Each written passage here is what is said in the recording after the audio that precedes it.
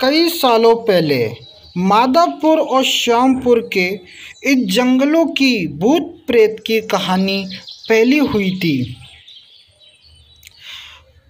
पासी के गांव के लोग इन्हीं जंगलों में अपने जानवर भी चराते थे, लेकिन भूत के डर से शाम होने से पहले वह अपने घर लौट जाते थे।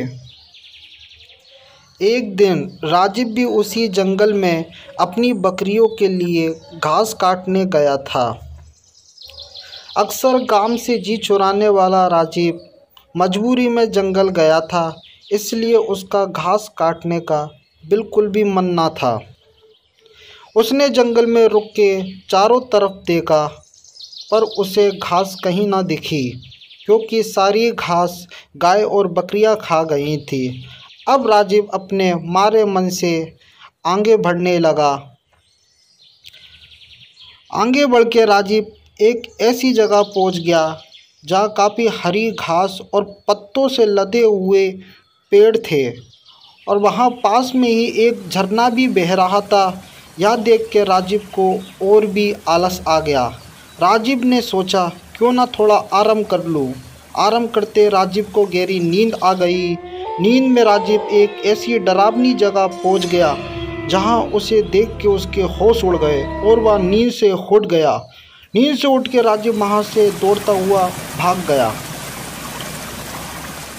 राजीव वहां से भागकर आता है और अपनी बकरियों के लिए घास काटने लगता है।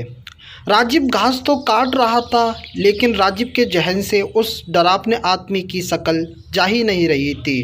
राजीव अब जल्दी जल्दी घास काट रहा था, क्योंकि सूरज कुछ पलों में ढलने ही वाला था।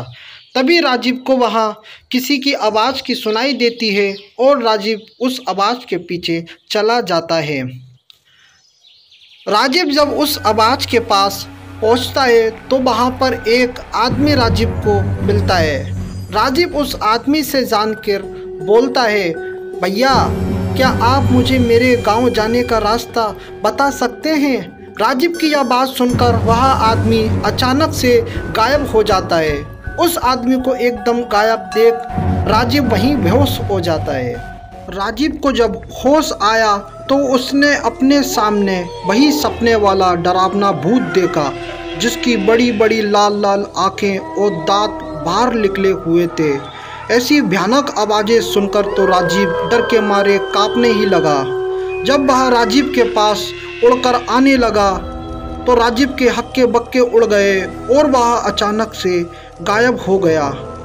राजीव बेचारे को तो कुछ समझ ही नहीं आ रहा था, आखिर ये उसके साथ हो क्या रहा है।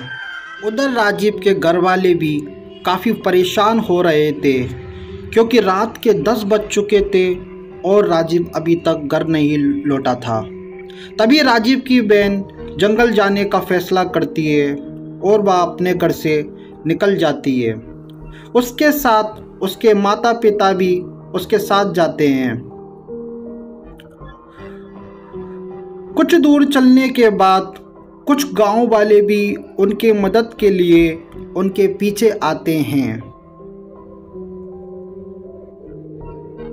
जंगल पहुंचकर गांव वाले राजीव की मां और उसकी बहन को वहीं बाहर रुकने के लिए कहते हैं, खुद अंदर हथियार लेकर चले जाते हैं। करीब 3 से 4 घंटे तक जंगल के हर कोने में राजीव को सबने ढूंढा, पर राजीव का कुछ भी पता न चला।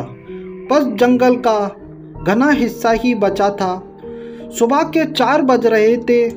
तभी राजीव के पिता ने गांव वालों से कहा, क्यों भाई, हम थोड़ा सा आराम कर लेते हैं, राजीव की फिर सुबह तलाश करेंगे।